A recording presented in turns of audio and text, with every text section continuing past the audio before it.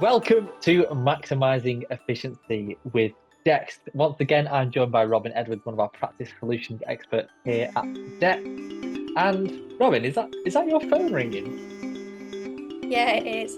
It's I'm gonna have to let him know that we're closing for the Christmas break soon. Hi, Santa.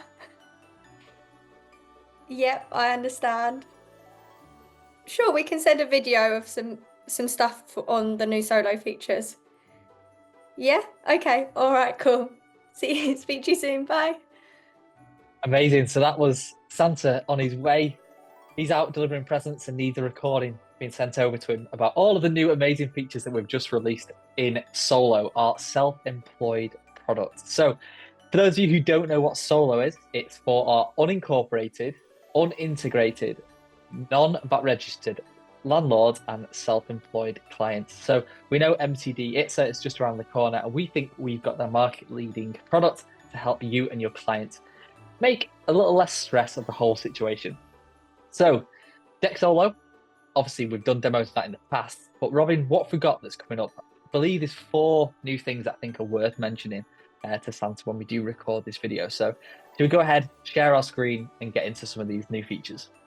So first one, Robin, I believe in the past, what used to happen was you could either record a transaction by putting the bill on, or you could record it by, calculating it straight from your bank account. So if you were to put a purchase invoice on and you were to record it via the bank statement, it would sort of duplicate that process, and you would have to effectively mark one as a duplicate to evade that. However, I do believe now we have 2 sort of functionalities that sort of are helping this feature. So we've included now a cash and accruals concept within Dext Solo, and we have the ability to match transactions from you match a purchase invoice against its corresponding transaction line. So can you talk me through that a little bit? Yeah, sure. So I just jumped into the business settings, and in your business profile, this is where you'll see that accounting method. So whether you want to change it to that accruals basis or the cash basis. If you change it to cash, obviously items that are coming through the bank when they get paid, that will all be marked as paid on that date. Whereas the items in the cost inbox, you will need to toggle them as paid within here. If you can't see the paid feature, you will find this within your table settings. You just need to click that paid box here and click apply. Amazing. So, right, okay, so we're saying that then we can put cost items in when we're on that cash basis, but if they're not paid, they don't appear on any of our reports.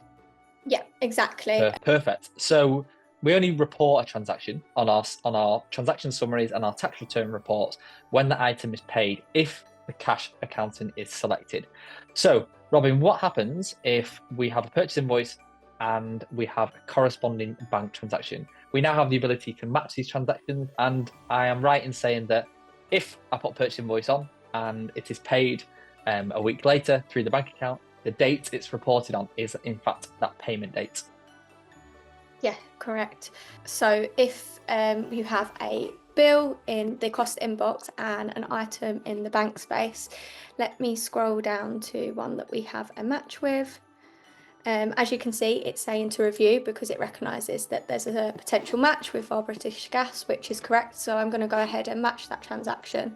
Now what you'll see is that's matched it to that image within our cost inbox. But if I head into the cost space, you'll see that that's now matched and you don't have the ability to toggle that on or off because it's been paid against the bank transfer.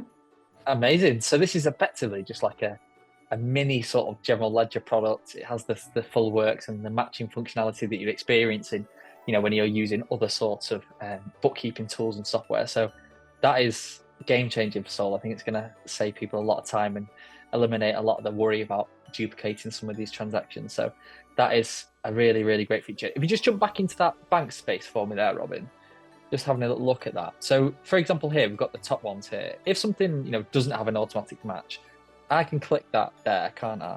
And I can select multiple invoices until, the amount matches. And when I'm happy that I've selected all of the transactions and that remaining amount goes down to 0, I can then go ahead and click that match transaction. So, right, it's perfect. It's sort of what I'm used to using when I've been using, the likes of Xero, QuickBooks, Sage in the past. So I'm pretty happy with that. So cash and accruals concept is amazing. The matching functionality is even better.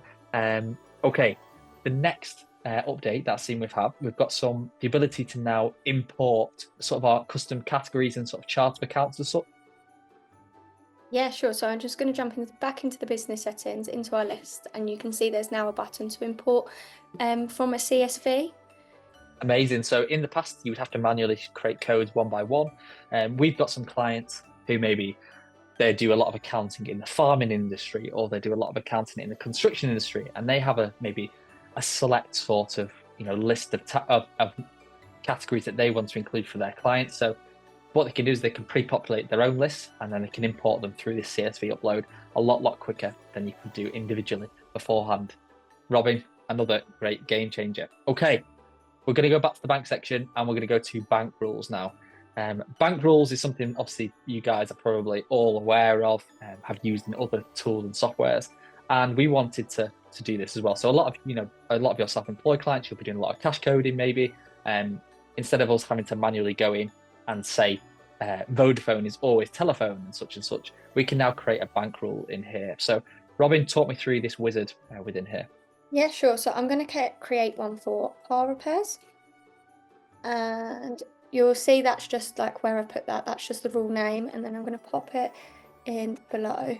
I'm going to start with car just to show you the difference of whether we have an exact match on or not. So if I tick exact match, that won't show because the description text is just car. But if I put car repairs and put exact match, that's making sure that it's an exact match to that description within the bank statement. Amazing. Then can put whether it's paid in or out if you want that. Within that bankroll, you could put like a date range, an amount, if you know it's always the same amount, say for example rent or any subscriptions, and then you can put where you'd like this to go. So I'm going to put this to motor expenses, so a category that we've actually created with a disallowable element, and I'm going to click create. Amazing. So that's going to create a rule for us there going forward. And what you'll see there with that underneath that category active, it says, yes, there's an active bank rule, and it's going to apply to any new transactions going forward. Robin, for the repairs that are already there, because this is a bank rule looking forward, I'm right in saying that we can apply this rule to existing transactions within our inbox. Is that right? Yeah, as long as they don't have a category already within them. And we do that by just going in there, selecting that box. Yeah, you would just click here and click apply, and then as you can see it says rules will only be applied to transactions that don't have an existing code in. Amazing. So we can go ahead, just click apply, and that'll start to work its magic in the background over the next couple of minutes.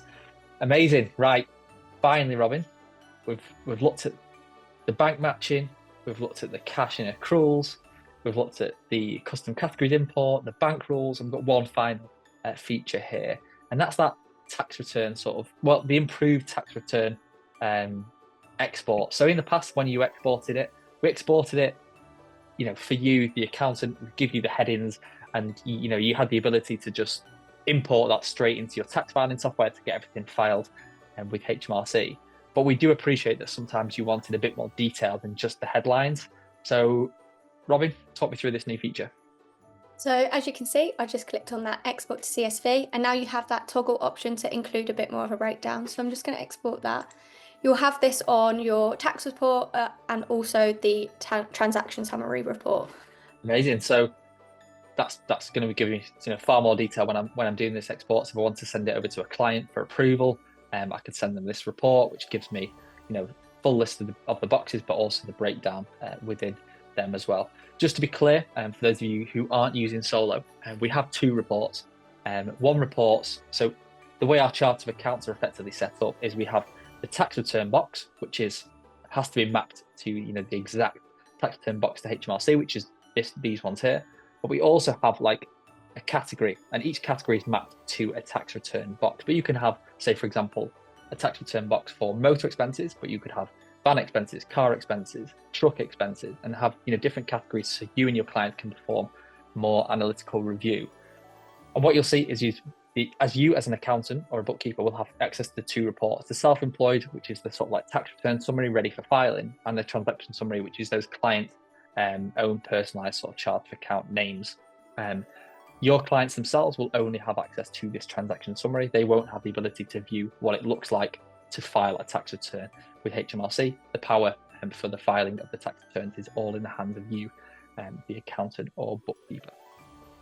Okay, Robin, that is amazing. Get that video sent over to Santa as soon as possible, and any of his elves that are now going self-employed can be well on their way. Thanks, Robin, and we'll see you next time on Maximising Efficiency with Dext. Thanks, Max. See you later.